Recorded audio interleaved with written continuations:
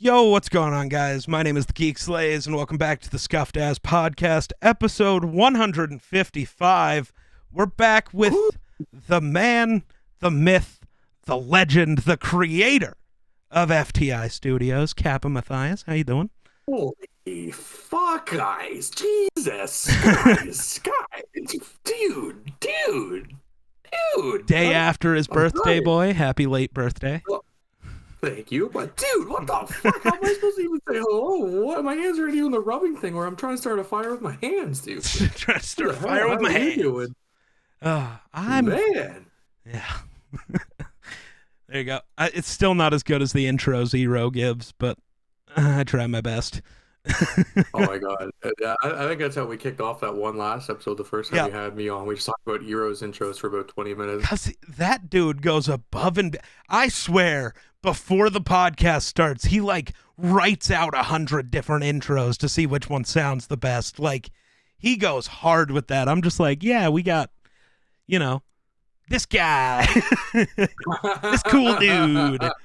And Eero's like doing research, figuring out the coolest way to present you. It's like, goddamn, bro, you're going crazy. Like Flixo. Sorry, Yes. you had the door open there. You had the door open I there for me. did. I opened it up for a Flixo reference. The door's always open for a Flixo reference, let's be honest. You're going crazy. You're just like, wait, there's a producer out there. Yes. It's Flixo. It's going crazy. He's going crazy. Yeah, well, I mean, you also have to, you hear that on every song he's a part of. That's how every song begins. Flixo going crazy. I want to say 90% of the songs I listen to on the daily are like a Wednesday song or an FTI beat, especially when I'm editing newsletters or like Good Morning Man. And it's just like, that's like the tag I always look forward to. And then when you hear the tag, his beats are so versatile, right? So like he creates so many different sounds, he creates so many different atmospheres, from like animated to the new one we have for the newsletters. We called it Fairy Tale. Like when he sends it over, it's called Fairy Tale. But then you go to Good Morning FTI Community, 3 different sounding beats, all created by the same mastermind. God, I need to get some money. I need Flixo to go crazy and give me some stuff. And by give it, I mean I need to pay for some stuff.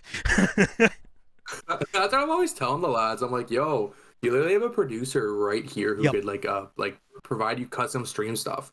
Like DMCA is free, and of course, and it's so cool. But imagine just having things that like were made specifically for you. Yep. Like, that's what I want to do. I want to get, it seems like at this point, every podcast you listen to, there is an opening beat that plays over the first 30 seconds to a minute. During your intro, there's an opening beat. We need one for the Scuffed Ass Podcast. That needs to happen eventually. I can get behind that. At this moment, can't afford to do it. Because I'm not. Yeah. But I want to get an intro song and an outro song for the YouTube channel. That's just feels right. I use, Wednesday and Emerson and I guess a ton of Flixo and Mindy, all those guys for stream music, so I don't really, at least at this moment, need anything for stream. Maybe as we do other things, other ideas with stream, might need Flixo to do something for that. The Run the North podcast we just started should probably do something for that. God damn, I do a lot of content. Fuck me. Yeah, it's astounding. It's actually like astounding how much content you create on a daily on so many fucking platforms. I go to TikTok, I see Geek. Go to YouTube, I see Geek. Open Spotify, new Scuffed Ass Podcast. I get a notification on Twitch, the Geek Slates just went live. Go to Twitter, Geek tweeting about football. I was like, this man has it locked down. You know what's worse though? You know what I've been talking about for 2 months? How I've become lazy. And that was, I think, the conversation you and I had a month or 2 ago. And I was that just we like, might have, yeah. Like, man, it's just because like you're so used to creating, and you're so used to your schedule, and you're so used to getting better and working to better, that the minute you want to like take a step back, the minute you just want to take a breather, you're just like, fuck, I'm lazy. Man, we take a week break of a newsletter, we take a week off FTI. I'm just like, nobody cares about this anymore. And it's just like, yo, just like, It just like let things breathe, let things marinate, let things chill. But it's so hard because you're like, no, I got lazy because I missed a day. I missed this. Oh, I could have capitalized on that. so this actually goes back farther than that. In 2020, when I was on Mixer and first came back to Twitch, I was streaming 8 to 12 hours a day, uploading a YouTube video every day, 3 to 4 TikToks a day, still had Twitter. I never do anything on Instagram. I'm sorry, all I do is create content and sit in this room. I can only take so many selfies. I don't like my face. I'm not taking selfies. I don't get new things that often. What am I supposed to post on Instagram? I could maybe upload my TikToks, but there's also a certain point of like your following not transferring to places. Nobody that cares about sports for me follows me on Instagram. So uploading all my sports TikToks, that's not doing anything. Like nobody's on Instagram to see that from me. Like Yeah. it's the weird dynamic. It's just like why I don't post them as YouTube shorts, which maybe I should because I do enough NFL talk on YouTube anyways. Like it could make sense. Yeah, I think that's an avenue. I get behind that idea. I like that idea. But like for Instagram, I've just never really known what to do with it. So it exists for me to talk to people who don't have Twitter. That's about it. And to support my friends who do use it. Like that's where FTI's main hub is. So Yes, sir. I guess that's what gets posted on my Instagram every Monday and Wednesday is whatever FTI posted is going up on my story. Yes, sir. That's all I exist for. That's it. I just wait. Normally, I don't even get notifications for Instagram unless it's a direct message for whatever reason. I have notifications on, but when you tag me and stuff, I won't see it. I don't see anything Yes, until sir. you send me a message. So normally I see it on Twitter, go like and retweet it there, and then I go, oh, if it's on Twitter, it's already up on the gram. Yeah, So yeah, let's pop over we know there. what else. Yes, sir. Oh, I agree with that. What's up? So, but before I switch into what I'm just seeing that is kind of hurting my head, yeah, the feeling of laziness just because I've reduced the total amount of content I'm doing has been a real thing. But like some of the other stuff I'm doing just takes so much more time. Yeah. And yeah. go ahead, sorry. No, personally, and I don't know if this mindset makes sense. I think planning to have like 30 things be released a day or like 30 things be released a week is just so like it's self burnout because like it's one thing to like have like 3 to 4 things you want to post a week, like for example Monday's good morning, Wednesday is newsletter, Friday is like our special event day. But like if you're already putting all your eggs into a basket for like Twitch say and like your YouTube kind of has a few eggs, you don't need to make sure it has as many. Like you don't need to make sure like it's just like if you want to do it, fuck yeah. Like hell Right. yeah. But like if you're putting so much effort into both, self burnout's gonna happen no matter what. Because not only is it ideas you have to come up with, it's like holy shit, do I have the energy to be like to talk about it? Do I have the time to like actually give like a deep thoughtful conversation about it? Or am I just doing this to say, hey, this is a video. Right. This is a video. Like what's the analogy? The content well is running dry. Like when you'd see someone post something that's like totally out of character, just it's like, oh, they were just like looking to fill in that day. It's like being on a schedule of shit you actually care about and want to do versus I gotta do this to stay relevant. I don't know. Like there's a lot of YouTubers I watch or I used to watch where like every day was something different. And sure, you have a different audience for everything you do, but trying to connect the puzzle after a while, try to connect the pieces, man, it's so tiring. It's so tiring. Which is also kind of part of the issue with my YouTube channel. It's because you never know what you're getting. This Friday, you know, maybe it'll be a film review of an NFL player, and next Friday I'm cooking some food out of some fucking pop culture cookbook, and then the Friday after that I'm playing some fucking video game. Like, it's so sporadic, but it's like that's what I don't know. That's the content I wanted to make, and I'm not going to have 5 different channels to upload a video on each channel once a month. That makes no sense. That's another thing. It's actually like it's a pet peeve of mine, not a pet peeve. It's a grievance of mine, I guess, towards like the creators in general. It's when you're trying to lift a channel off the ground, but you have a whole other idea that you make a sub channel for that, and then you get upset that your sub channel doesn't have the following transferring over. Like, if you're trying to lift one channel off the ground, you don't need 4 other YouTube channels for your 4 other things. Right. And it's like, and then you on your main channel, you're like, oh, I tried making this second channel, but nobody went over. Well, yeah, because we want to watch you in one place. And if there's a valid reason to make that second channel, hell yeah.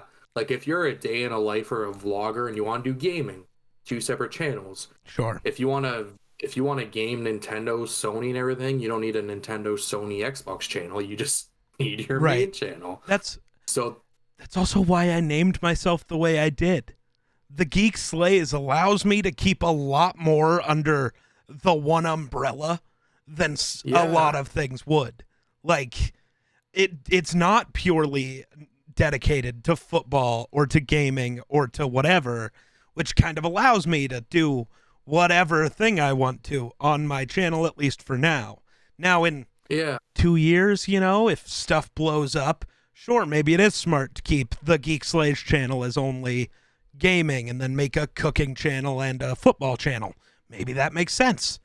But right now, trying to grow all 3 is too much. Focus on one, gain a following, start building, go from there. Well, I think what I was thinking of last Friday for the Persona Rumble, and I was saying this to like Danielle and Dylan and Colin and all of them.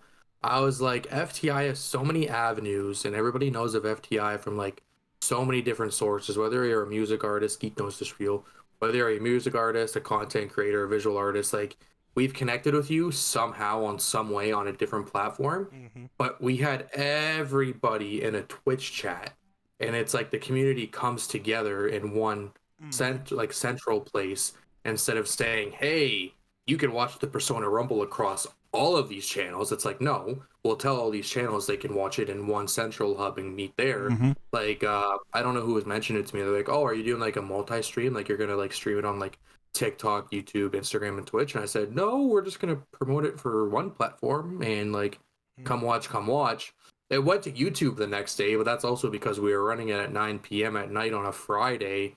And like, if you want to catch the replay, I don't expect you to go 27 minutes into a VOD, watch the Persona Rumble, and then do it. It's like, why don't we just like upload it for you elsewhere? Right. But like, nah, dude, the whole idea of like having 5 different channels for 5 different ideas, it's not something I'm a fan of. Like, it's different. I have 5 it's different channels. It's different when it's the Scuffed As podcast and the Geek Slays. Right. That's different. But man, like there's people out there that do the same shit on all 5 channels. Yep. And just because it's a slightly different, they just make that new channel. Right. Maybe someone can convince me otherwise that my idea is outdated, but like that's how I stand. At a certain level, that is how you have to do it just because of the way YouTube works. The YouTube algorithm eventually feeds people your videos based off of, like, realistically at this point, as much as it sucks, YouTube subscribers mean nothing. Being subscribed and turning on notifications for a channel means nothing. Because your videos don't always end up in their subscription feed for some reason. They never get notifications. I cannot remember the last time anyone has told me they've gotten a notification for me streaming before I was 2 hours into the stream. Or the YouTube video, it's normally days before you get a notification that it came out. Oh, shit, really? Like, notifications, that stuff just doesn't matter. That's why having a schedule is so important. So people know, hey. Yeah. Like, that's why you've seen me. I still stream outside of my schedule all the time. But everybody knows I am, no matter what, I'm live this 4-hour block these days. Yep. You always know I'm live then. Everyone does. Exactly. Now, if I go live before that, cool. If I stay live longer than that, cool. But I'm guaranteed those 4 hours. That's it. exactly. I That agree. way Yeah. people know that they can find me at that time. Same with YouTube. I I also, guarantee a video every week on Friday. If I upload 6 in a week, cool. Like that doesn't hurt anything. But nobody's no. expecting that, right? You got to set the expectation, and if you go over, that's great. But at least Yeah. meet Fuck it, more what content. the expectation you set is a big part. Yeah. Well, man, like YouTube in itself, like that's such a daunting platform because Yep. nobody cares about like long content anymore, and it hurts. And we had this conversation so many times last summer when I was like, man, I don't want to make FTI real format because I like a presentation, I like the landscape, I like immersing an audience.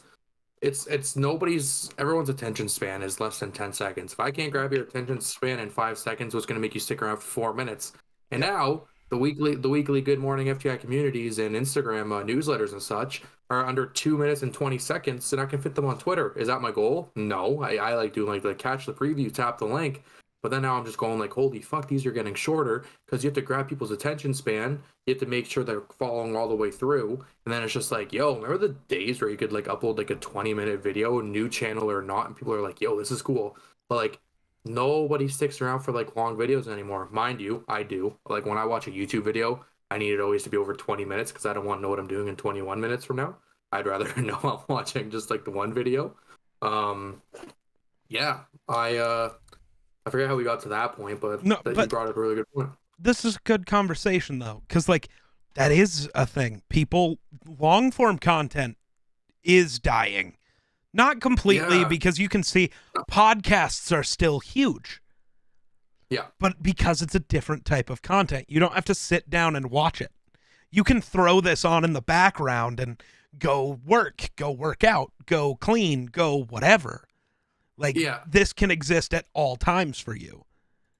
When I see my friends, like my coworkers especially, on their lunch break, they're not watching like YouTube videos unless it's like a how-to guide for Destiny 2. Mm-hmm. They're watching just quick TikToks to distract themselves for like 5 seconds. But like I remember like one of my old jobs, like it was like, yo, what YouTube video you watch on your lunch break? And it'd be like some like obscure video. Now it's just like, yo, this TikTok I just saw, I'm gonna send it your way. Which yeah, like fast paced, send it that way, yeah. But like, dude, I don't know. Maybe it's because I'm getting old, geek. But I miss the days where we sent YouTube videos and not 10-second reels. Right? Dude, I don't know. There's something about like a 45-minute YouTube video that you can throw on and just sit down and just fucking hang out and enjoy a video. Like, Yeah, but like that's the other weird thing, though. Oh, go ahead. Sorry, I'm interrupting you. no, I'm gonna expose him just because I honestly, if he tunes into this, I'll figure it out by him going like, "Hey, buddy, why'd you talk?" But my boy Alex, he just this goes forever, bro. Yeah. This goes forever. I And sent it's you a just like, TikTok the other day. I don't even think you saw it. dude, yo, my favorite thing about logging onto TikTok, I'm not gonna lie, is like you have 52 messages and like it's always you, Eero, I think Dylan sometimes, and I'm just like, holy shit, I don't even have notifications on for this. Yeah, no. Last week we did during our Run the North podcast, we were all having trouble not talking over each other. I don't know why, but it was just a thing that happened. So we made a joke when we were done recording. Like, we should take this one clip where we all kept cutting each other off. And every time somebody cuts each other off, you add the stupid Burger King Whopper commercial into it instead of the person that cut them off. It's a Oh, fucking hilarious video.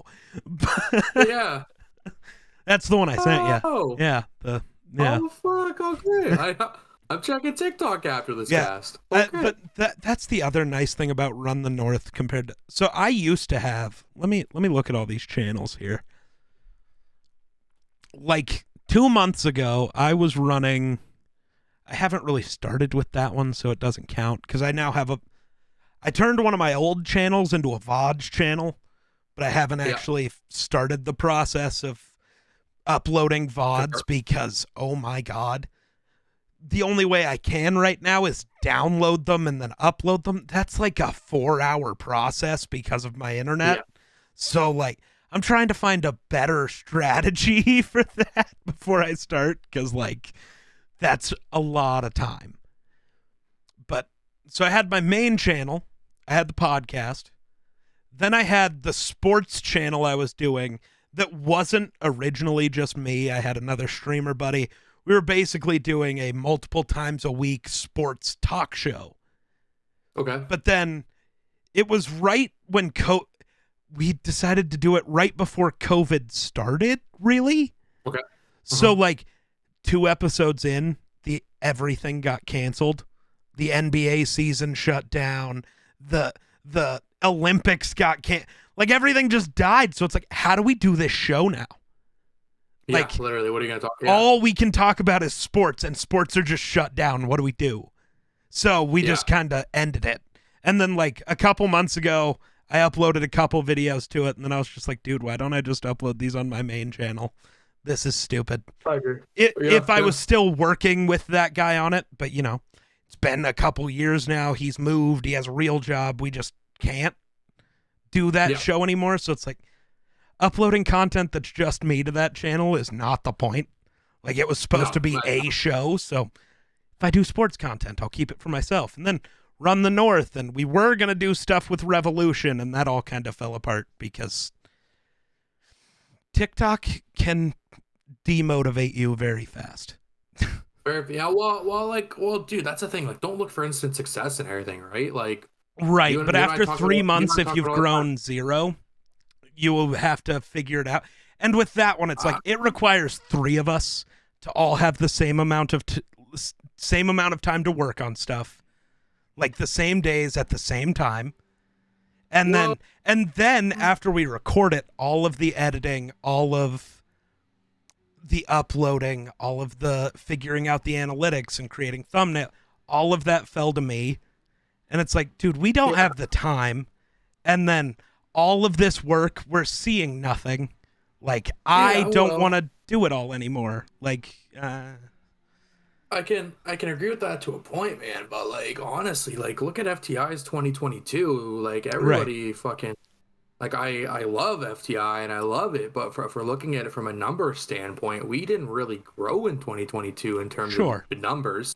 Like, it killed the motivation, I'm not gonna lie. Like, it did. Sometimes there's just like, hey, what the fuck, yeah, how can I improve? But like, it never like made me like start going like, all right, the newsletters are getting half-assed. Like, I was always looking for ways. I feel like just looking for like instant success and things you do, and like play a slow burn. I think that was the other thing. That's not what that was meant to do. It wasn't supposed to be a slow burn in any of our heads when we started.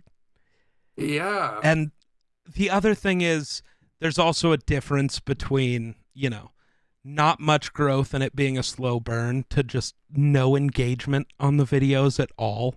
It seemed like nobody cared about them, which at that point it's like, man, like with FTI, while maybe the numbers weren't going up, every post there was still actually the engagement. You could tell people did want to see and cared about the content. People were still tuning in. Now maybe you weren't getting new people to tune in, but there were still people coming in to watch it every time. Whereas Revolution, that just died. There was nobody commenting. There was nobody liking videos. There was nothing. So we all looked at it and we're like, this takes too much of our time. Let's all focus on stuff that we can do that'll be better, which I think was the smarter choice, at least for now. I mean, the accounts still exist for a reason. Like, it's not one of those, we're just done, fuck it forever. It's, goodbye for now. We might be back. Catch it up line, maybe. Yeah. I can agree with that. The dream's not dead. It's just the timing's not right. And like that's really funny that you say that. Like that's exactly how I view FTI, man. Just like the conversation I hate having with so many people who don't understand what we do is, well, yeah, you making money off them? Well, yeah, like why aren't your numbers going up? It's like, hey, tell me that you can get 50 people to say Merry Christmas to the community within the span of 2 weeks. Hey, tell me you can get 30 creators to pick a number between 1 and 30 and watch a virtual Royal Rumble like it's something fucking crazy.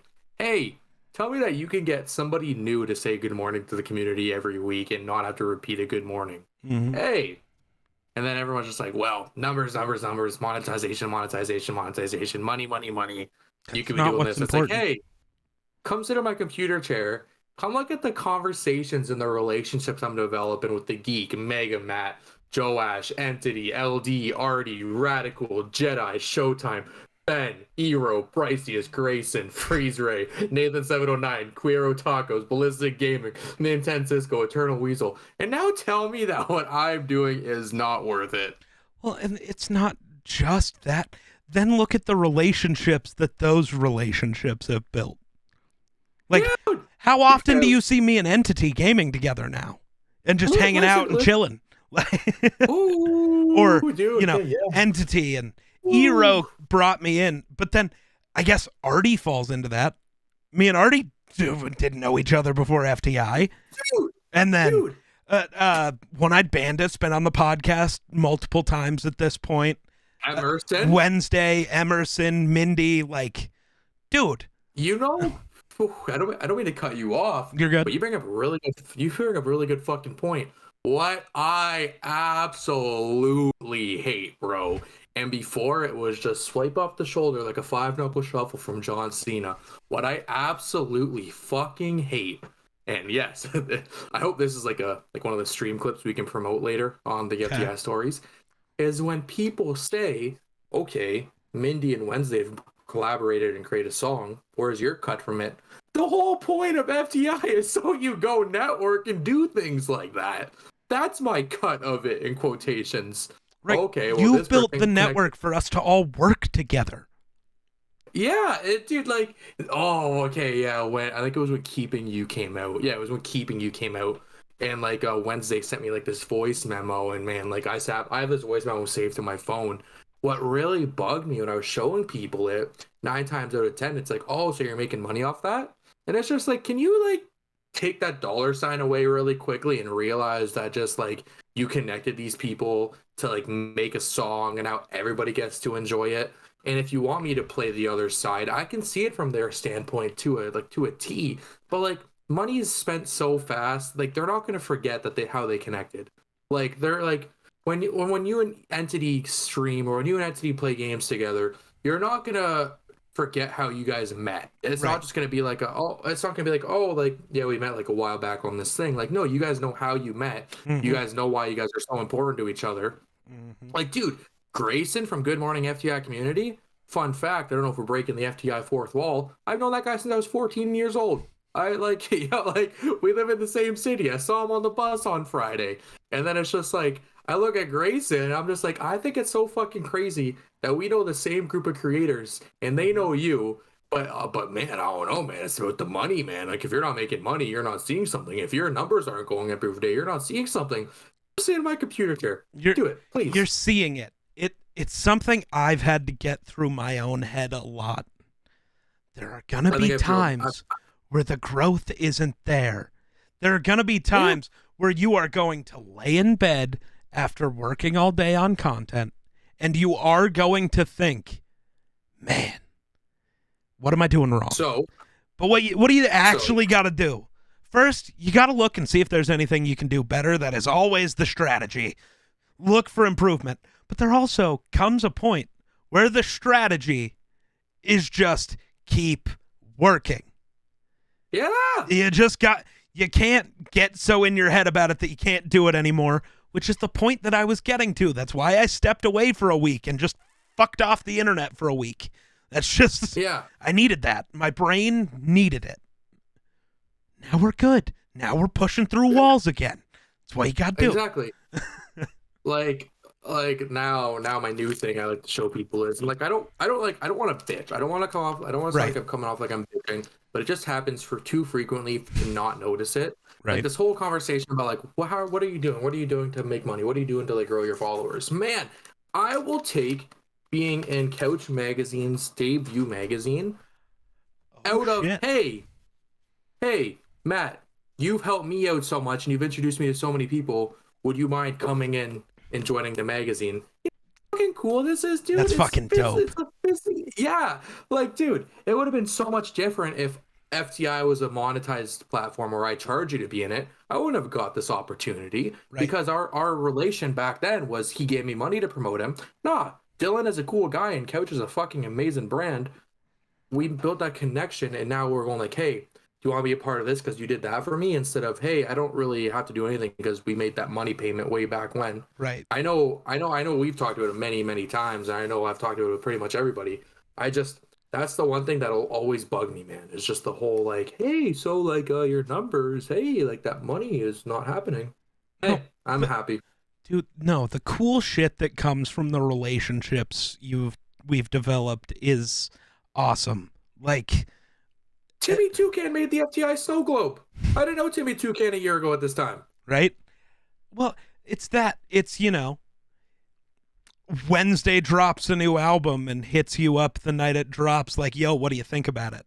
Like Yeah. a year ago, legitimately a year ago, there was no world in which I talked to a musician the night they dropped an album about the album that they dropped. That was not a thing. Yeah.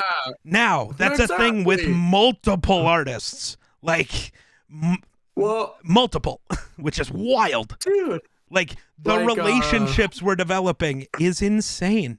And as each person grows, maybe not everybody grows with them, but the collective grows.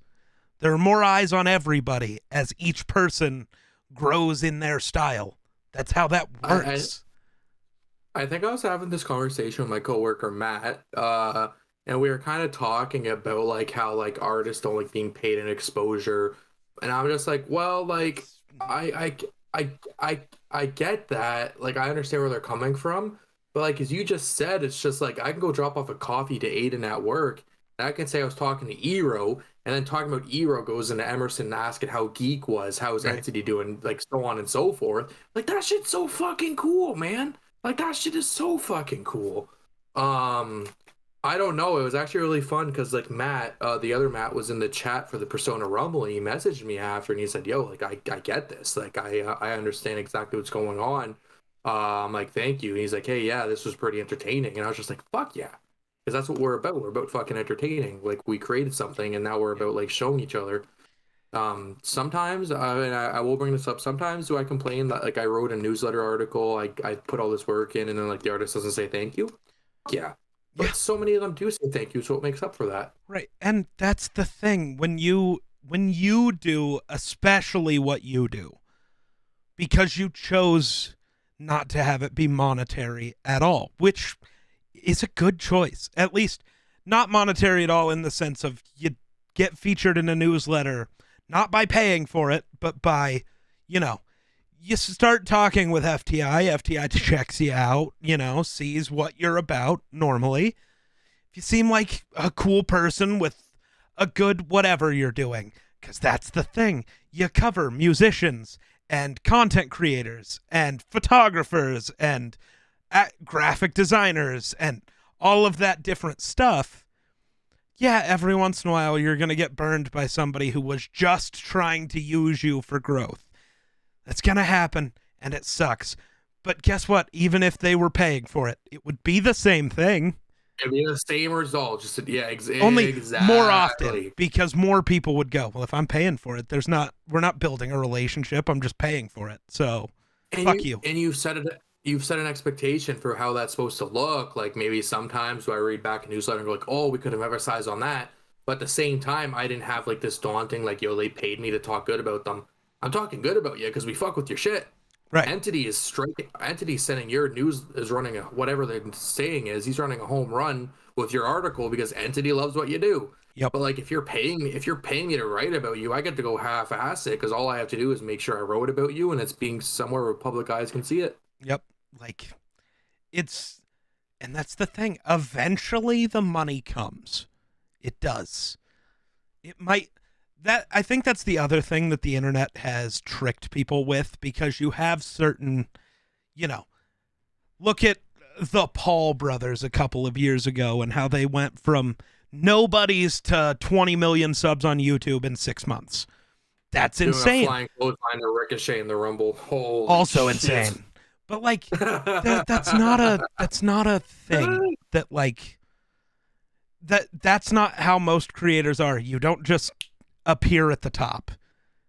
It takes years of a slow burn until, the one video, the one song, the one whatever pops. And then because you've been doing it for years, you already know the grind, your next piece of content comes out right when it was supposed to. And the growth just continues. It's all about waiting for that initial pop. Some people will get it in the first 10 videos. Sometimes it takes a year. Fuck, look at the biggest YouTuber on the planet. I'm also using this as the transition, but Mr. Beast. It took him 8 years to become relevant. Like, and now he's curing 100,000 people's blindness. Which, that's the thing we're going to talk about. Why is the internet mad at him? Why is he a bad person for helping people? I don't understand. What were we saying before the podcast happened? If you see red, if you look for red, you're gonna see red. Yeah, but like, if you look for a reason to complain about him, I'm looking for a reason. I don't get it. Yeah. I don't know if you know this about me, Geek. I love positivity. I love happiness. I love people being positive. So like, if Mr. Beast, all his videos are so wholesome and they're always about giving back. Sometimes you're like, what is that person gonna do with X amount of dollars? But he's still doing something positive. I haven't even dove into the negativity on this Mr. Beast video just because like there is no negativity. Like, I'll be butchering this, but I don't know if it was him that said it. He was just like, hey, like, I'm glad I did this for people, but like, why isn't the government just doing this for people? Right. And it's just like, yeah, of course. But like, if you're finding a reason to complain about that, holy fuck, go touch grass in Ontario right now. It's snowing. You have to dig a bit deeper, but like, go touch it. Right. Well, so like, here's a thing posted about it. People are honestly praising Mr. Beast yet again. I'm going to be honest. I've talked a lot of shit on Mr. Beast. Not about what he actually does, but the idea that he's an innovator has always pissed me off. He comes up with such original content. No, he doesn't. His videos started as, can you keep your hand on this car the longest, you win. We've been doing that since the 50s, dog. That's not new. This is a radio show. This is not new. Like, right, like, it's that part that's always bugged me. Like, it's not new. It's really not. I don't like people getting praised for creating new ideas when it wasn't a new idea. You just popularized it again. Yeah. Like, that part's always bugged me, but dude works his ass off. And at this point, every video he does is almost to the point where nobody else could do that. Yeah. The ideas are just so outlandish now that absolutely. In the beginning, that wasn't creative awesomeness. It was just being really good at structuring YouTube videos. Like, it's incredible.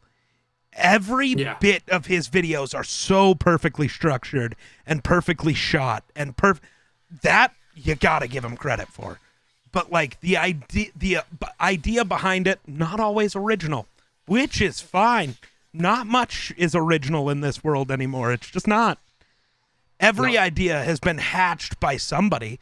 Whether they could go through with the idea they had, that's a different question.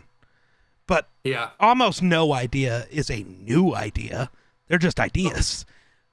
They're just refined. Yeah. But yeah, this thing says people are praising Mr. Beast again. The guy does poverty tourism for cash. If he pays a person's medical bills, lottery style, without informing anyone with his platform, it's that it, like, apparently giving away money lottery style is bad because he puts it on YouTube and profits off of it. So it's bad. I've never understood that. Doing a good thing just because you record it, like, doing a good thing is still a good thing, whether you recorded it and put it on the internet or not. Like, I get that. Stop. Well, it's just not that genuine. I mean, yes, it is. He still did it. And then guess what? The money he makes from that video means he gets to go do and give away money again. That he's perpetuating a cycle of good. At this point, I think the dude could cure cancer. And he'd get canceled because he posted it on the internet. Like, he's an asshole. He only did it for attention. Ooh, that's funny. Like the curing 1,000 blind people and then getting mad about the fact that he filmed it. Like, dude, what? That's gold. He makes people dance on camera for basic human needs so he can make millions. Dude, we've seen from Mr. Beast, he literally lives in his warehouse in a room about the same size as mine. Maybe a little bigger because he has a gym. But, which, that makes sense. You got to stay in shape, especially if you're going to live in a 20 by 20 square. Like, he's never been like, I want all this money for me. Genuinely, the dude just wants to give away money and help people. I'm sorry he can't fix the entire world. Yeah, I'm but sorry good God. Send Craig on Twitter $20. Like, there's only so much he can do. I don't. Hey, Geek, did you watch the Persona Rumble? Oh, yes. We can transition into the Rumble. Okay. Oh, good God, we are almost already an hour in and haven't touched it. So yeah, let's go talk about the Rumble. Oh, so what should we talk about first? That's my fucking go-to, man. That's like so the Rumble ends. So what do you want to talk about? Right? That comes from a Cody Rhodes. That comes from a Cody Rhodes promo. I can't lie. Cody Rhodes. It's on an original. It's on an original idea. To be honest with you, it was a fucking good time. It was a lot of fun. I had way too much fun. My microphone peaked a hell of a lot, so I'm glad it wasn't live. I'm sure people figured that out when they saw it all being in a nice fancy video with the FTI original series at the beginning. But man, from fucking Megamat being the greatest of all time as he always is by hyping the community up, to me messaging the geek, I'm like, hey, so like there's a ring announcer at the beginning. The ring announcer doesn't have a voice. Entity and I could do it, but community involvement. I don't know. For whatever reason, I know you said it was good. I still feel like I could have done more with that. I don't feel like it was perfect, and I don't know. But that's just me. I'm overly critical of myself. I could release a perfect video and I'd still find flaws. That's just how it works. So when Monday Night Raw comes on the air, they tell you where they're live from. They tell you what event you're on, and they send you to commentary. Well, guess what we did?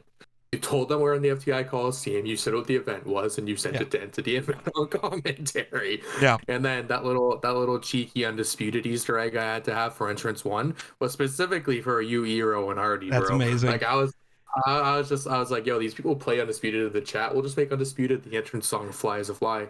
I called it. I yelled about that too when it happened. I was like, oh my God, Undisputed's his entrance song. Let's go. He did the thing. He did the thing. I was all excited. Dude, I like don't get me wrong, I really enjoyed the inaugural FTI Persona Rumble, but like it's such a night and day on like the presentation, like the community members that were involved. I think we had more new entrants this year than we had second years. Like I said, Shoop, this was the second one. This was Shoop's first one. And then we get like down to the final 10. I'm actually standing up like this, bro. And I'm like, oh my god, Young Phil has eliminated him. Eero, let's just talk about Eero getting eliminated. Dude, talk about a fucking genuine reaction. Radical puts Eero over the top rope, and I'm like, oh fuck, we gotta go re-record. Eero's not gonna want to watch this. And then Sami Zayn, Young Phil eliminates Radical, and Young Phil has just won the Persona Rumble. And I had like the biggest fucking voice crack at that, man. And the chat, my guy, was going off as it was happening. I know you were watching the VOD, but if you saw the Twitch chat, bro, Holy shit! Like Josie, Artie, Showtime, LD, Mega Matt, I'm my so other sad Matt. I couldn't be there for it live, man. It was such an experience, dude. Like I will never forget that.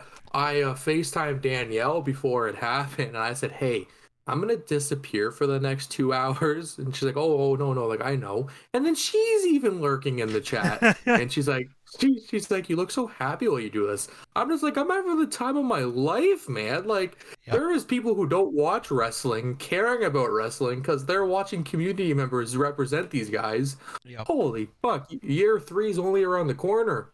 So that is something I want to bring up for year 3. Year 3, I don't know how much of a pain in the ass it'll be. I'll volunteer my time. I guess it'll probably be on the next 2K since it has been announced that they are making another one, which is surprising. Yeah. I wasn't sure that there ever was going to be another one, so I'll take it. Next year's we should like all of I don't know who all can or would be willing to, but we should make custom 30. wrestlers for everybody that's in it. Yes, sir. Yes, It's sir. just better. That was a year one idea. Yeah, man. Yep. So Fly's a Fly being Matt Styles. Couch was Ronnie, which is either a nightmare or a genius. And then Showtime. Like 2K22 was just so buggy. 2K22 is just so buggy for the creation suite that 2K19, I think we thought of the idea too close to the actual Rumble. But Entity and I were saying, hey, if we do a year 2, we're going to make sure that all the guys are created. We couldn't even get Showtime downloaded, so Entity came up with that Showtime Sami Zayn gimmick. Yeah. You know how fucking cool it would be if all 30 guys were actually created? Yeah. Mind you that like the Rumble, like the stage difference in year 1 was the Rumble Arena. Year 2, it's actually the Persona Rumble Arena. Right. It needs to be a fully created event. We're taking the steps. It takes time. Yeah, exactly. And like a once a month FTI World Championship defense needs to happen now. Yes. Like through multiple games. Like it'll be kind of hard. You'll have to like be limited, but like not everybody has to participate in every one. Well, and again, for the rest of the year, it can just be kind of just matches. Yeah. Like maybe next month, I don't know if this is a thing, but next month maybe you set up, Elimination Chamber and have 6 people compete to then for the first actual defense of the title to be at WrestleMania. You find 6 people to compete next month in an Elimination Chamber match to go on to WrestleMania to face Dylan. Yes, sir. You know what you actually do? What you do is you plan an FTI community gaming night on Discord with a bunch of people that you're not really sure have ever met before, and you get them to play a game of Fall Guys, and you tell me how that goes after. No, you can't do Fall Guys for so many reasons, but mostly because I would never win, and that's sad, so no. Dylan's just like a 450-day reign would end with Fall Guys, but it would also start by him winning Fall Guys. You've played with Dylan and I before. We can either be so good, or we can go like, wow, I haven't seen the home screen in 20 seconds. I'm just awful at that game, man. I just can't. I think it would be cool if sports games would finally figure their shit out and be cross-platform.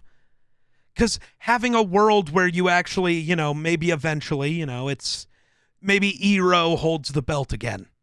But we can both load into 2K23, and instead of having it be, a simulated taped match, you could have it be us playing against each other.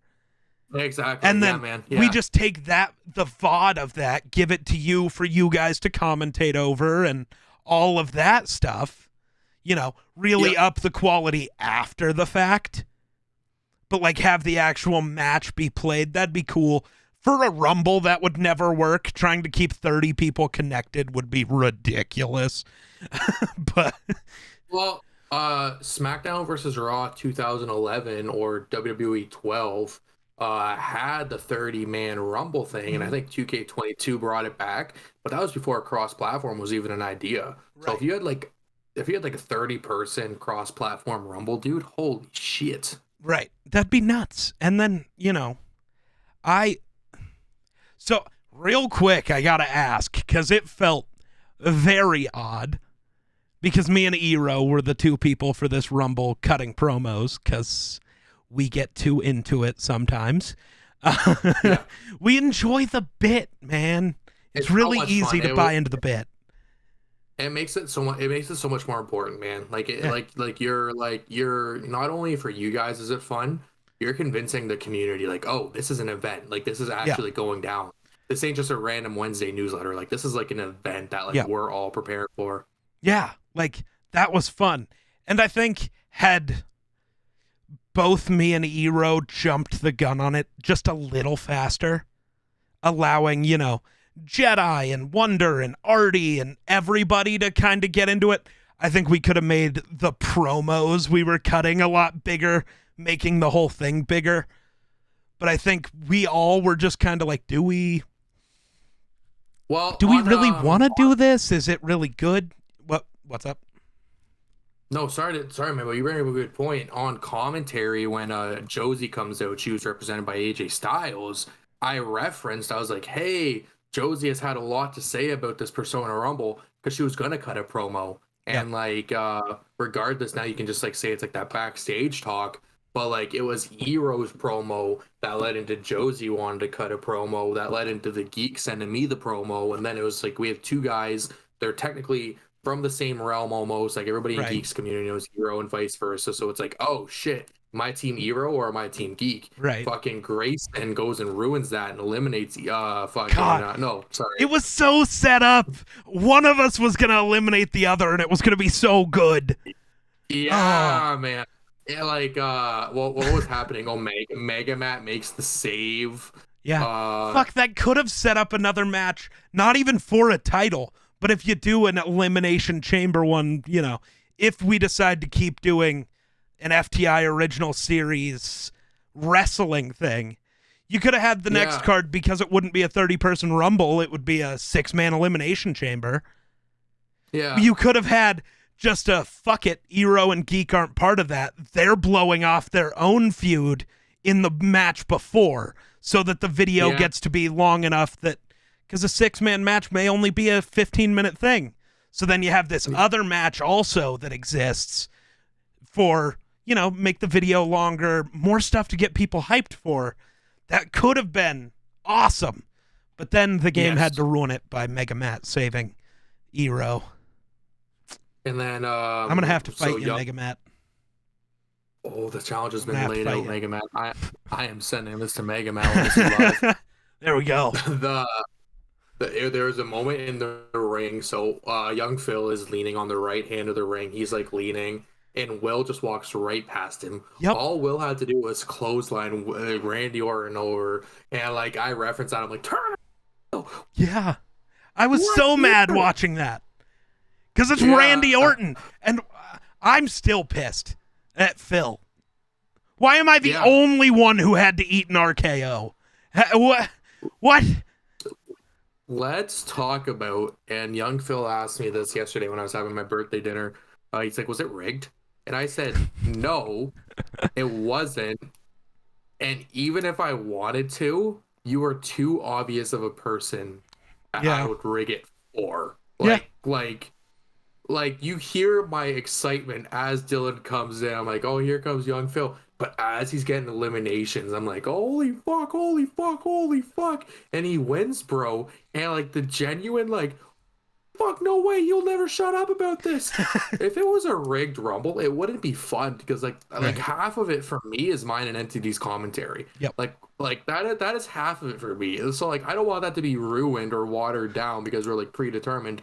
Mind you, year one ended how it did because Anthony and I's mission was to show you how a wrestling pay-per-view can end. Right. Like, everybody had questions. Why is Ero the champ? He got eliminated. So, Look at what WWE finally figured out. They finally figured out how to run a show. Oh my God. This year's Rumble was perfect in every way. From front to back. Oh my God. my favorite guy on the roster right now is LA Knight. Yeah. I love LA Knight so much. That match fucking sucked. Like Oh my god, that was the one bad that, match. that I'm match beginning to fucking realize sucked. I am finally beginning to see the vision with WWE and Bray Wyatt. There's a reason they canceled that character, and Yeah. like the idea of it is great, but unlike Taker, they haven't been able to figure it out ever. Yeah. Like at this point, maybe Bray Wyatt's just not that guy, even though literally a week ago you did the whole passing of the torch with Taker. But like, I I really enjoyed watching Bray Wyatt and LA Knight do something that's like a first ever and yes, like hasn't been done yet kind of approach. But like, man, like I was so excited for the Pitch Black match. Their rivalry's been going on since like mid to end October. yep, First match is at the Rumble. Not only did it end so fast, mind that the ending's something different. Like that's just the way at its best, like a stage play. Just like the match sucked. Like I am too big of a fan of LA Knight, man. And like I remember I was getting up to get a beer. I pop open a beer and I sit down and Bray Wyatt hits Sister Abigail it and then the wasn't match even a ends. good Sister Abigail, which bugged me. It was so fast. It was quick. You didn't even line Um it up right. He did, yeah, like it wasn't right. and Bray Wyatt was on last week's session of Out of Character with Ryan Satin. And he was just like, yeah, like the Fiend's dead because like at that time, like that was the Fiend's like last moment, like that, like he's dead. Like my character was dead from that point. I took a break because of like things going on in real life and everything. And like the thing Bray Wyatt, it sounds like, and I could be wrong, is like he likes like grabbing these things from the past to be in the character now because he's constantly evolving with everything. And I was like, yo, like this match is like being hyped up. Like I love how Bray's mind works. He's like always thinking about 2 years instead of like right in the moment. And Yep. then you just get that pitch black match, and it's just like, fuck, that sucked. Right. Like, I watched like three LA Knight interviews prior to the Rumble because, as I mentioned like 2 minutes ago, I'm a big LA Knight guy. Like, I love LA Knight. He does that, and it's just like, fuck, like that was the average Bray Wyatt squash match to a sense. Yeah. I'm not saying it was an absolute squash, but like just to a sense, it was like I was expecting like more. Yep. Yep. People are like, oh, it's because Bray's limited in the ring. No, he's not. No, I Bray is one of the best wrestlers in WWE. He is also maybe the most ring aware person in the WWE. He knows everything going on in that ring, no matter how many guys are in it. Just look back at maybe Bray Wyatt's most famous moment, the time he was forced to tag team with Roman Reigns. I can't remember who they were going against. But yeah, Roman wasn't even in the ring. But Bray's going for the pin. Somebody's coming in and he just goes, pow. And fucking Roman hits him with the spear at the exact same time. As much as you want to say that's scripted, for Bray and Roman to get that right, do you know how aware they have to be of everything going on? yeah, Like, it was an incredible thing. Bray's I think great. that was It's just, I think that was against Sheamus and Del Rio. yes, The WrestleMania. it was. I The believe Mania so. after the Raw after Mania when Roman beat Triple H for the title in Yep. Dallas. Yep. Yep. But no, like I enjoyed that Rumble. It was really cool too because like I got to watch it with Danielle, especially like introducing Danielle to the world of wrestling, bro, is so funny because like just like she's like, oh, I watched it when I was a kid all the time, but like watching her be on her phone to like looking up and watching, especially during like the Rumbles, man, I'm just like, this is so cool. Dylan's sitting over here. He asked me questions. Beep, boop, beep. This is why this is happening. Oh, where's Rey Mysterio? Why is Dominic coming out in Rey Mysterio's mask? Oh, it's because last summer Dominic turned on Rey and beat the shit out of him. And on the American Thanksgiving and American Christmas, well, I guess worldwide Christmas, Yeah. Dominic showed up at Rey's house and jumped him. Oh, so like why is Dewdrop now named Piper? And I said, oh, Dewdrop was her old name. Now they've rebranded her back to her original name. And then Danielle and Dylan and Chris were like, oh, you're just a fucking encyclopedia, aren't you? And I said, you have to be when it comes to this shit because this is the coolest shit in the world. Well, no, you just have to be if you want to know what the fuck is going on. Like, it requires so much attention. Yeah. Like I was like, oh, like this is happening right now. Like Alexa Bliss is looking at the TV to Uncle Howdy because Alexa Bliss used to be a part of Bray's faction, or it's like the two of them when he was the Fiend. And then I was like, yeah, 2 years ago, they lit the Fiend on fire when they were in the Thunderdome. And Dylan's like, fuck off. I was like, well, Dylan, they didn't light him on fire. Well, I Like, mean, obviously they, technically they yeah. did, but it's controlled. And then, what was my favorite one? Oh, my favorite one that I told Dylan about. It's one of those wrestling secrets. I was like, oh, by the way, Dylan, every time a wrestler looks at a ref during a pin, they're kicking out. He's like, no. Yep. I was like, Dylan, they're kicking out if the wrestler looks at the ref. He looks, he's like, fuck. Yep, And every time. Every time they do a dive to the outside, a commercial breaks around the corner. What do you come back from when commercial's over? You come back to a headlock. And Yep. it's just like, it's like not ruining it. Well, yeah, it's ruining it, but it's just like so much fun when it's like your shit.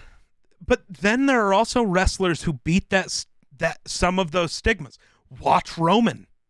When he kicks out, he never looks to a ref. He just Roman knows. is the master of the 2.9, man. Like, Yep. that guy gets a 2.9, and I like, holy fuck. Like, maybe it's because I've been watching for 16 years, but you just know when like a pay-per-view is going one direction. I have never once doubted that Roman was going to lose the title. I think the last time I did was against Drew at Clash at the Castle. Because But that one, all of the these- storylines made too much sense. Like, Yeah, but every other defense, I just said it's not this one. Oh, it's Edge at Money in the Bank 2021. Nah. Oh, it's Cena at SummerSlam 2021. Nah. even it's right Kevin now, Owens at the Rumble. Yeah. as of right Well- now, it's Cody Rhodes at WrestleMania. Nah. I'm sorry. The WWE's going to fuck over Cody again because Roman is their guy. So, unless they do something different, which I hope they do, what they really need to do is figure out which title they care about the most. Pick it. Is it the Universal? Is it the Heavyweight? Roman drops whichever one's not the most important. Decide which one is king shit in WWE. Somehow Roman drops the lower one to somebody. That way there can be other storylines, like, because there needs to be. But if you want Roman to reign for another 800 days, fine. Just don't have him holding both belts, so there's only one championship match. Like, no, there's 2 women's championship matches. There's 2 tag team matches. Well, there should be. The Usos also need to drop a belt.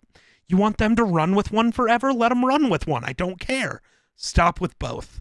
That's dumb. I'm really, really, really enjoying how they've been having like tag tournaments, but they've been for like separate like Raw and SmackDown titles. And another thing that's really enjoyable to watch is how much the United States and Intercontinental titles matter. Yep. Like Gunther, bro. Holy fuck. I said I was an LA Knight fan. I love Gunther. Holy shit. The Austin Theory. I used to be so behind. I hate Austin Theory still. He's awful. It's so good. That's gold. I love that. He's so bad, dude. My biggest issue is I don't like him in the ring, and his personality sucks. Like, you can't suck in the ring and then have a cocky personality. It bothers me. Like, get better in the ring and get cocky. Or just acknowledge that. Be the Miz. Fuck. Just be the Miz. Maybe you're not that great in the ring, but get to the point where you're just good enough that being cocky is okay. Like, if a wrestler has a punchable face, he's doing his job. That's right. A good point. But wait, so real quick, I want to back this up. The Intercontinental title and the US title both matter for the first time since like 2016 when The Miz and AJ Styles held them. Like, that's when they mattered last.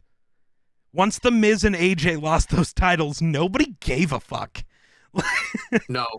Well, I forget who was telling me it. I think it was my brother, actually. I could be wrong. Roman used to just throw the United States title over his shoulder and kind of just like drag it like it was like additional weight. You watch him carry the Universal and he's like front facing. This is before Tribal Chief. This is like 2017 Roman. Yep. And then it's like, because like they didn't matter at the time. Now Gunther just set the record for the longest time in the men's Royal Rumble at 1 hour and 11 minutes. Austin Theory, no doubt, dropped the selfie, and now he's kind of like a credible like champion because like you watch him like, maybe in the ring there's a few things he could like enhance on, but it's so much better watching a champion actually fight than being like the guy who takes a selfie with his opponent. Like, come on. Right. And even with Roman now, as much as he doesn't wrestle anymore because he's not working every day, which is fine. at least he actually does wrestle. It's Yeah. I think everybody's already forgotten, like, Roman never wrestles. Go compare him to Brock when Brock Holy fuck. had that 400-day reign and wrestled less than 12 times a year. Like, That was literally a hostage situation. yeah, like, at least Roman, he shows up for pay-per-views and he still makes TV appearances every week. You never miss him on TV. Now, is he wrestling every Friday night? No. But, okay, like, dude, whatever. At least you're actually there. I still want one of the titles on somebody else so there can be a constant fighting champion. I really do think they should have it be like a tier thing where, like, whatever title, if you want to say it's the WWE Championship, is top shit. Keep that on Roman and keep that as Roman only shows up for shows to do appearances and then he wrestles at pay-per-views. That's fine. As long as it's only one of the belts. That way, you know, Kevin Owens is holding the other one, fighting every day, wrestling at every pay-per-view, on every show. Like, that's better. That just is. Yeah. But you can have the story with Roman. That also can exist. There's a cool reason you have two titles.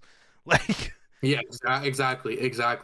Like, I love the idea that Roman is like an attraction. Like, he's like why you go buy your ticket. But at the same time, you could definitely figure out a way not to even get Roman's shoulders on the mat for 3 seconds until like it's time, but like just to kind of like take a title away. He's a heel. Hard. Have the ref do some shit where the ref does a quick 3 count and just fucks him. Or here's what I hope happens. I don't know what the next pay-per-view is. I don't think it's Elimination Chamber because I think that's the month. No, it's February. Elimination Chamber. It's Elimination Chamber in Sami Zayn's hometown. Right. Oh, is it? Elimination Chamber is next?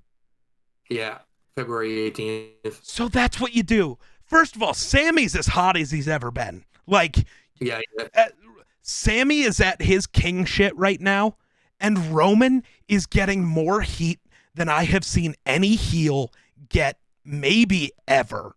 Like, that storyline is so perfect. So you know what you do? Like I just said, you pick whichever title you want to be king shit. You let Roman keep that. And then you decide at Elimination Chamber, it's Roman versus Sammy for, let's say, the Universal. Let's say that's the one they decide is secondary.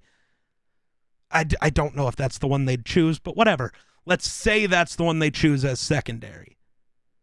So you have Roman versus Sammy for the Universal Championship with Kevin Owens as special guest referee.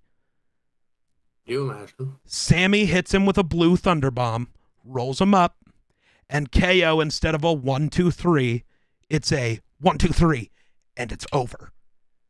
So, did Sammy actually beat Roman? No. But does he take the title anyways? Yes. And then, instead of Cody at WrestleMania versus you could do Cody versus Roman and Cody loses, or you could do Cody versus Sami Zayn and get the two hottest wrestlers in the company at WrestleMania against each other and create one of the most special matches in the world, leaving it open for Roman to face whoever. Even though I do think the idea of a Roman versus Sammy WrestleMania is great, I don't want Sammy to lose at WrestleMania. I would rather say, if they don't do the strategy I just said, I'd rather it be Sammy and KO team up and take one of the tag titles off the Usos. That way Sammy's still in a high-profile match that matters, but you can do Roman versus whoever, and it doesn't hurt Sammy at all. He still gets his moment at Mania. Because he's earned it at this point. Like, my God. The way we all just care for Sammy. Oh my God, I love Sammy. Dude, so much. Like, I've always been a Sami Zayn guy. When he beat Jeff Hardy and AJ Styles at, I think it was Night of Champions 2020, it was like that triple threat ladder match. And like, he's holding 2 Intercontinental titles and everyone's like, oh, shitty decision. I was like, this is the best decision. Like, this guy, his gimmick right now is like a conspiracy theorist who is gonna like take all like these sleek methods to win. But like, you care. Like, you're like, oh, I hate this guy, but I can't stop watching this guy. Dude, Sammy is just so good at the character work And then, on top of that, he's always been good in the ring. For whatever reason, it looks like he's slowed down a little. Think that's due to all the injuries, if we're being honest. But then somehow, you put Sammy and Kevin Owens in the ring against each other, and it's the best match of the year every time. I don't know why. Like, War Games. Look at Sammy and KO at War Games. That was beautiful. All of it. I have to say, probably the best match I've watched was Sami Zayn. Like, that always comes to my head. They did a match at Battleground in 2016. I think it was in Washington. And like Sammy's like holding Kevin Owens in his arms after hitting a haluva kick. And I could be wrong. I think he hits another one or he just puts him down for the 3. But like, holy fuck, like that just like grabbed me. I was just like, oh, this is why I love wrestling. Dude, the storyline between Roman and Sammy has been WWE's best storyline in over a decade. Like, it's incredible. I'm enjoying it. And the whole thing with Jey Uso is so good too. Like, oh my God, they have got it figured out, which is why it scares me that Triple H probably is going to get fired. What was going on? Oh, it was when Jey Uso hated Sammy at first, and like slowly he opens up. He has the suspicions. Jimmy's like, nah, man, you got this guy all wrong. He's fucking cool. And then it's Jimmy hitting that super kick. And as the show's going off the air at the Rumble this past Saturday, Roman's like, we're at war now. We take no prisoners. And he says it to Solo. And I was just like, hot damn, bro. Hot damn. We're in for a good 2 months. Elimination Chamber being in Montreal. I was planning on going because I really wanted to watch that match live. God, you should. But just knowing it's going to be as loud on TV as it's going to be in that crowd, man, like on like being there, holy shit. I'm excited for Elimination Chamber. Yeah. Yep. I saw a thing that is wild. People think WWE is going to take both titles off Roman at Elimination Chamber and give them to two different people. There's no way. Well, because then it can be Roman versus The Rock at WrestleMania for the head of the table match. No, I really don't care about Roman versus The Rock. I really don't. It's not only that, it's like using logic. Like Elimination Chamber is like a B pay-per-view. Yes. Like why would you have the longest reigning world champion in quite some time lose his title a month before Mania? Right. Like that makes no sense. If he's going to drop it, it's going to be at Mania to give somebody a Mania moment. It's not, it's that Elimination Chamber. Like, nah. No, and if he doesn't lose it at this Mania, the only other time he's losing it is SummerSlam. If not, he's holding for another year. That's how that goes. Like, but honest. He's going to drop it at Extreme Rules. Oh, you shut the fuck up. Like, sorry. Clash at the Castle is the only kind of B pay-per-view that made sense. And that was just because Drew McIntyre was incredibly hot. And it was in his hometown. Yeah, like that one, it made sense. And that's why everybody thought going into it, like, ooh, I don't know, maybe he does drop it here. And that's why Roman's being perfect at the 2.9 second kick out is so good because no matter who it is, Roman sells like he's going to lose so well. All the time. I've never understood Roman's not that good in the ring. Roman is one of the 5 best wrestlers in WWE. I know his like move set sucks. Like the spear and the Superman punch as your 2 big moves kind of sucks. Everybody has a spear. Like, that's not a devastating move. The Superman punch is kind of cool. Like, maybe if you had something other than the spear, the Superman punch makes sense. Yeah. But like, I think a headlock he does. Right. Like, he's getting better at that. But the move set he's been given is not great. Because for whatever reason, the WWE wants their dominant superstars to use a spear. I hate it. Like, Seth Rollins with the stomp is fucking amazing. That's one of my favorite finishers.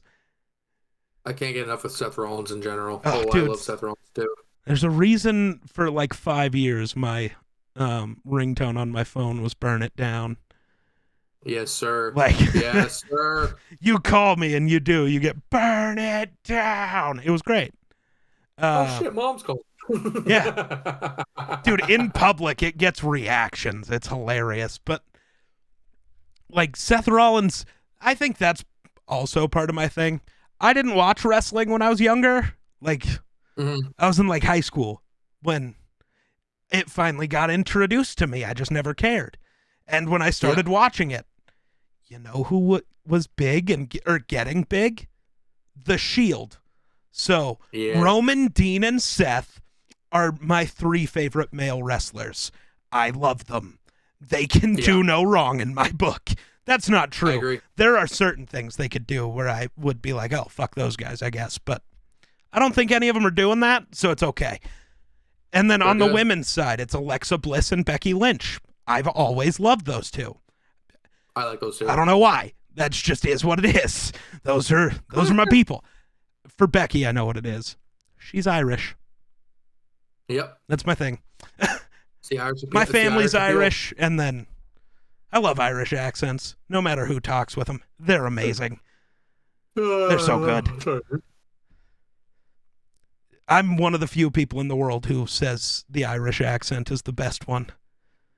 It's very attractive. Good. It's good stuff. It's good stuff. It's very enticing. It's very enticing. And then Becky being with Seth now is just awesome. Their interactions are great. And when they had to do like 2 pay-per-views back to back, I think it was Extreme Rules and Stomping Grounds in 2019. I just said that we found out there was a couple in the locker room, and now that couple is front facing. And then Baron Corbin hits the end of days on Becky Lynch just for like the loudest, like, fuck you, Corbin.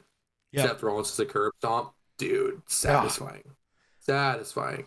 I really do wish, like, if it's not Sami Zayn who takes one of the belts from Roman, I want it to be Seth.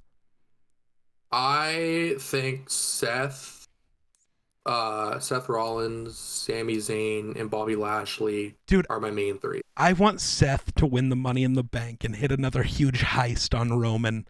That's how I want it to be.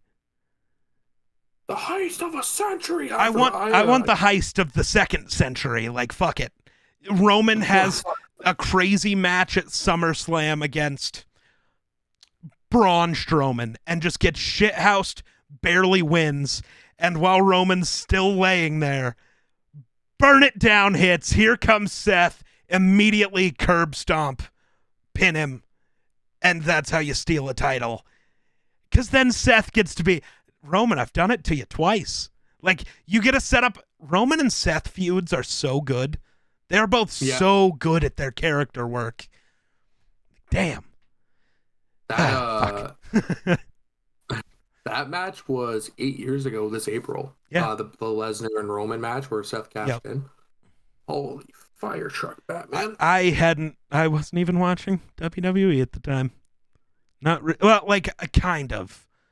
Again, when I was really into it was like 2016 to 2019. That's why I fell out of it.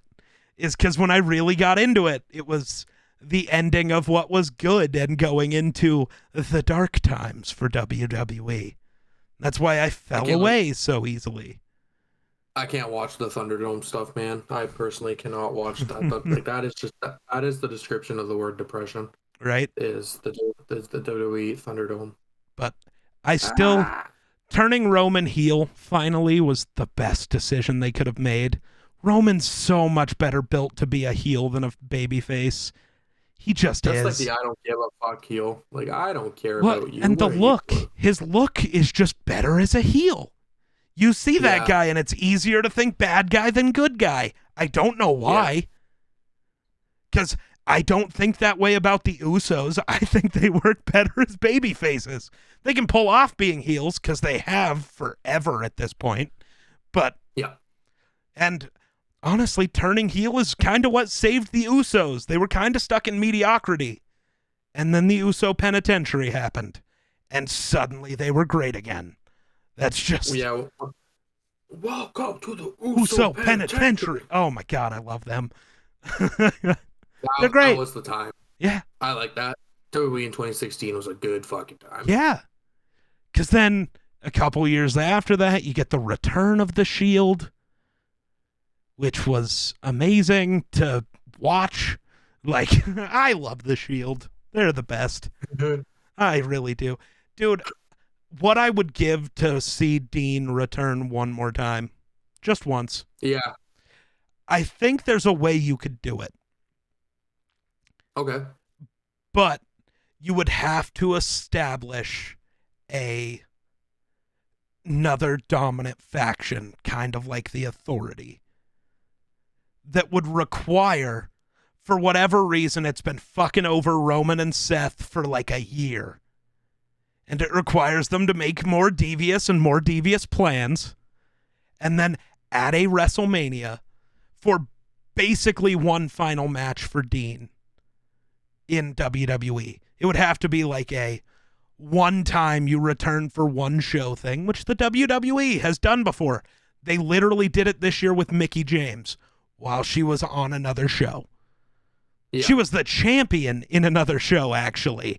And WWE brought her back. So we know they're willing. I don't know if they'd be willing with Dean, but whatever. But you bring it back at a WrestleMania, and it's just supposed to be Roman and Seth versus whoever this faction is.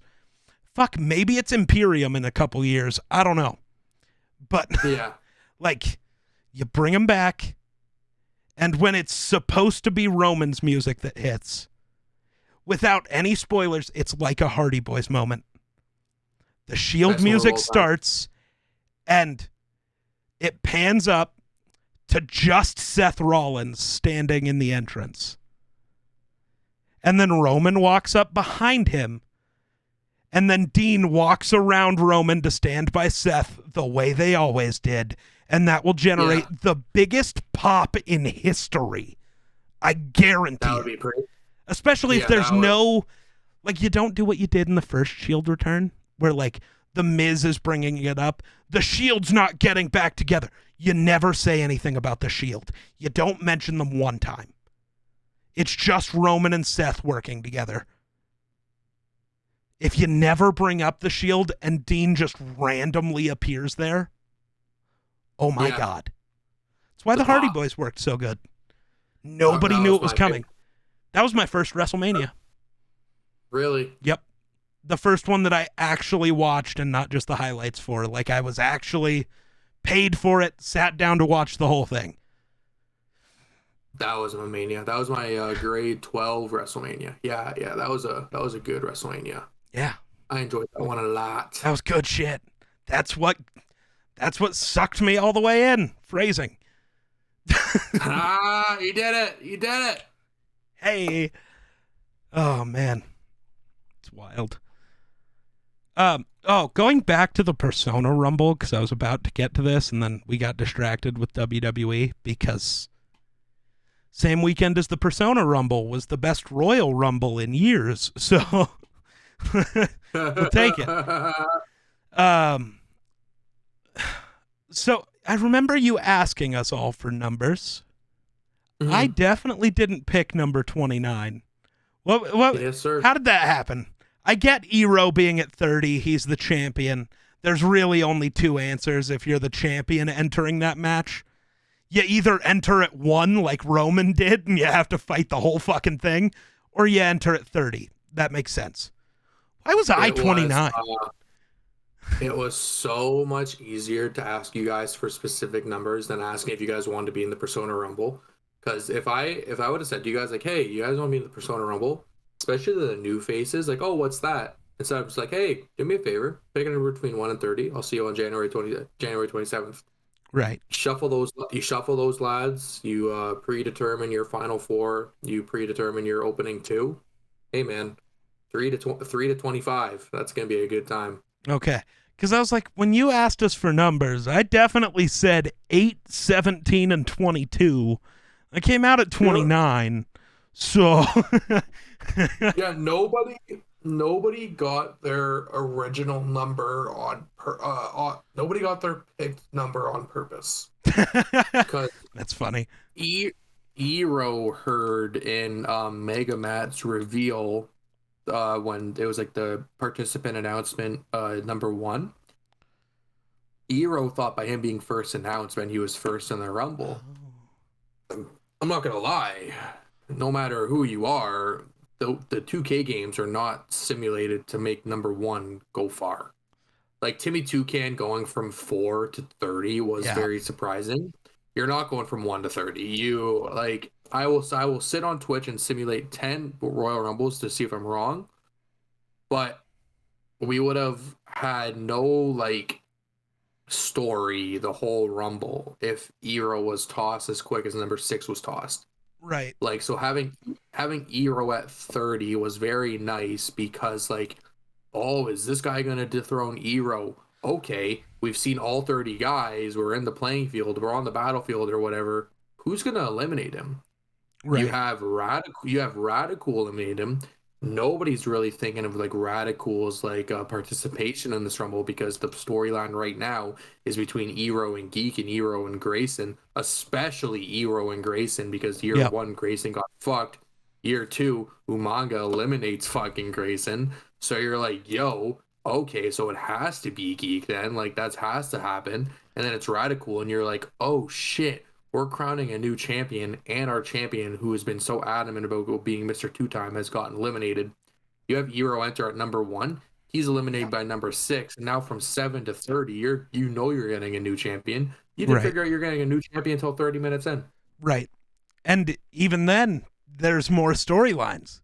Is it going to be Geek, the guy who's been cutting promos this whole time? Is it going to be Phil, who's just had what, 90 elims? Fuck, dude. Yeah, man. I'm still pissed. He was just how am I the only one you hit with an RKO? How do you hit me with my own finisher? That's fucked up. Especially how the RKO that was hit on you was just like, hey, Geek's bleeding now, by the way, everybody. Yeah. Fuck. That kind of sucked. The end of that match, I got teamed up on by everybody left in that ring. Every time I'd stand up, I was getting hit hard. I also I wish I could have been on commentary for that. I don't know. I know you were in bed kind of watching, but I don't know if you heard it. When I lined up, I think it was Mega Matt for a Kinshasa. You should have heard how fucking loud I was with that. I heard. I did hear that. Yeah. He's setting it up.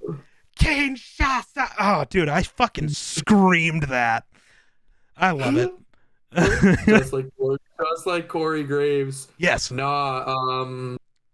What was I gonna say? Sorry, interruptions. No, you're good. No, man, you're good. You invited me on. This year's Persona Rumble is probably going to go down as one of my favorite FTI collaborative events of all time. We've only really done a handful, like when it comes to like multiple community members, but fuck, that Rumble was special. That was awesome. I gotta do a highlight reel because that was a good time. Wonder was just happy to be involved, and he was happy he didn't get eliminated in 10 seconds. I think it would have been funnier if he got squashed. He just said as long as it wasn't me, he was okay with it. So I kind of wish it would have been me. No, fucking one of my coworkers, Jordan, enters at like number 11 or 12, and I was just like, yo, Geek, by the way, there's a guy who enters before 15 who just goes. Oh, dude. No, so when you said the squash happens between 14 and 15, I was like, okay. The actual squash, 15. right? So the way you had said it, and it lined up with something else, which was funny when we were talking about it. The actual squash in the match, I think, was at like entrant number 5. I think they came in. It was very early. It was in the first 10. Because at 14, where I thought it was going to be, like as they were counting down for number 15, Angus just actually sits on a guy and squashes them right when you were talking about it. So it's like, God damn it, Matthias, you little fucker. That is not what I meant at all. No, I thought I said but I think that was it was probably just a mixture of tired and, whatever. Fuck. We'll deal with that after. Okay, yeah. No, Jordan gets eliminated in 12 seconds. Ronnie was the first eliminated, and then I think Matt Styles goes quickly after. And then yeah, Jordan's elimination was fucking fast. Then Artie. Oh no, Wonder and Jedi getting eliminated at the same time was quite convenient. Yeah, yeah, it was. It was pretty funny. I gotta go watch the Persona Rumble after we're done here today because I'm gonna go rewatch that as a fan. There you go. There you go. There you go. It was incredible, man. Fuck. You know what? That's the real goal. Is that in 10 years we host a real Persona Rumble. Dude, All just of a us bunch of IRL. Just fucking concussion going at it. protocol. Who gives a Dude. fuck? One concussion, you'll be fine. 29 concussions, bro. Holy Oh, fuck. I ain't getting a concussion. I'm just pulling a Randy Orton. The minute you slide into that ring, RKO thrown over the top rope. I'm not. We ain't going through with this. I ain't giving you a chance to hit me. No. Just fucking immediately RKOs. That's incredible. Be like Brock Lesnar a couple years ago. Just everyone that comes in the ring, immediately hit him with a move, throw him out. Every time. I think he did 1-13. Yeah. Then Ricochet low blowed him, and then Drew McIntyre Claymore. Yep. Sure. It was good stuff. Yeah, sure, yeah. Oh, God. I love Mr. Beast is acknowledging all the hate he's getting right now, and it's hilarious. Twitter. Rich people should help others with their money. Me. Okay, I'll use my money to help people, and I promise to give away all my money before I die. Every single penny. Twitter. Mr. Beast bad. Yeah, man, yeah. He's doing what you wanted. I don't get it. I gotta see this. Oh, I see it. Yeah, 24 minutes ago. yeah, like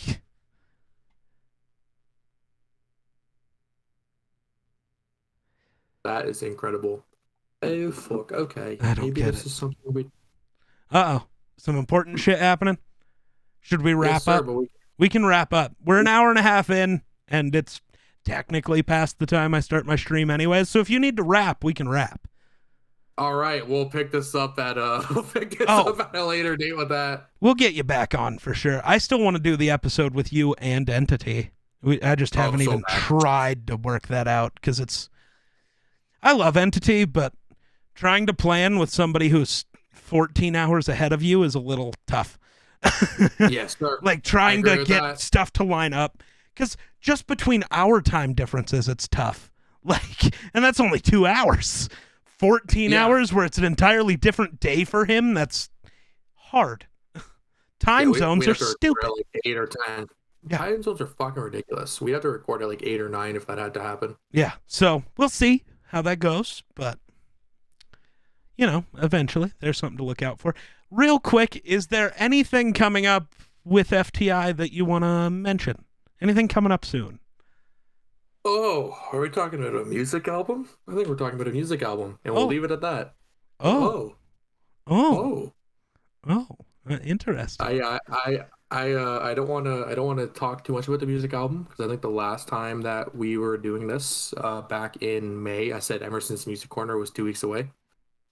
That season of Emerson's Music Corner never aired. Right. Yes. So yeah, music album soon, Maybe. preferably. Possibly. Yeah. Cover. and the Let us tracks know already down done. below Yeah. if you want that. No.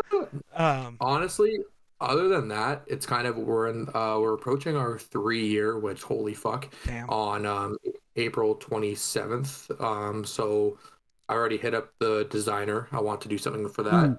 Ooh. I need more who is. Yeah, and other than that, man, we're just taking it week by week. So, what do you think about that then? I'm pitching you an idea live on the air. April 27th, FTI Mania. We could do that. That could be possible. We should talk. We should plan. We should. Yeah, let's plan. Ask RD Grayson and Entity. I'm a fan of fucking Google Docs, bro. I'm a fan of Google Docs. There we go. Google Docs. There it is. I think I have like 3 of them, and I don't use one of them anymore. Because it was the one where we tracked our Revolution content, and then we got to a point I was like, dude, tracking it on here doesn't matter.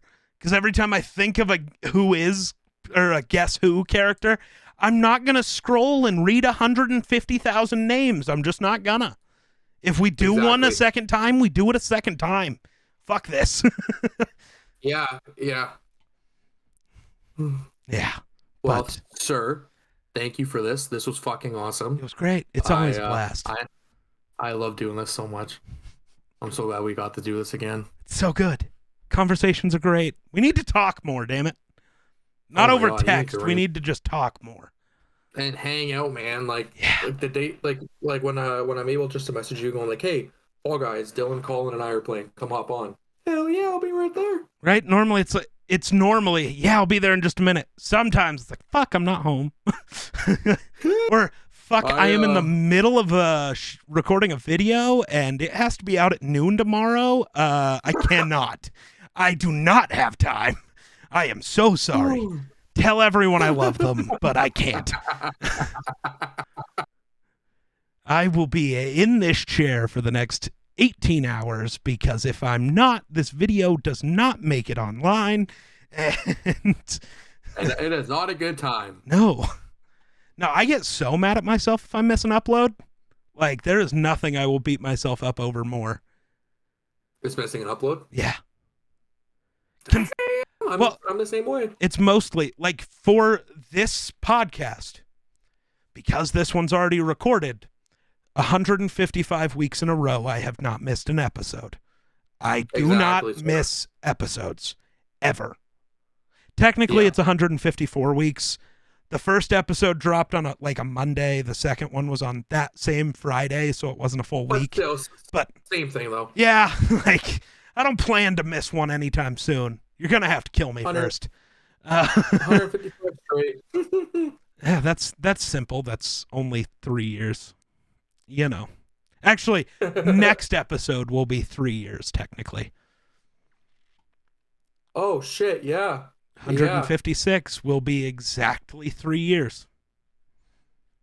Homie has to have on anybody he's ever had on before. I'm not doing that again. Dude, do you know how much of a pain in the ass that was?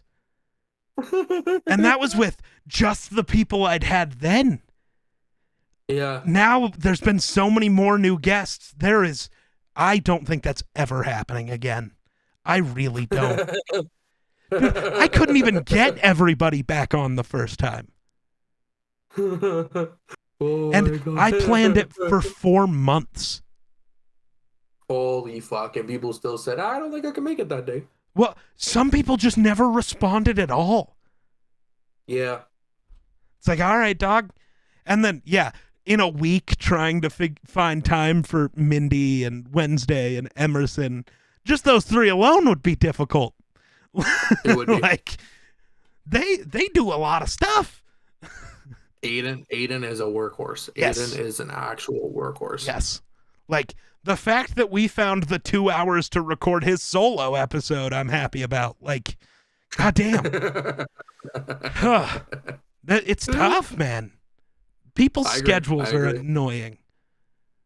Yeah, man. Especially in different time zones. Yes. It's all just wild. Because then it's like, oh, I'll be free at 8 o'clock Eastern, right? Oh, that's 6 o'clock my time. That's literally in the middle of my stream. Fuck. I will not be free. No, half the time I schedule it anyways because I don't know if I'll find another day, and I just end a stream early. As awful as it is. Because sometimes it's like, I think I had to do that with Emerson.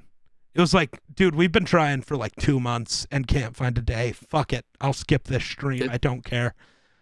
Whatever. Is the time. We found a day that works. Let's just fucking go. Yeah. Whatever. But, yeah, okay. We said we were wrapping this up, so let's wrap it up. Matthias, thank you for being here. Everybody go follow Matthias everywhere. Go follow FTI Studios everywhere. And I think that'll do it for us. So thanks for watching. We'll catch you in the next one. Catch you later. Peace.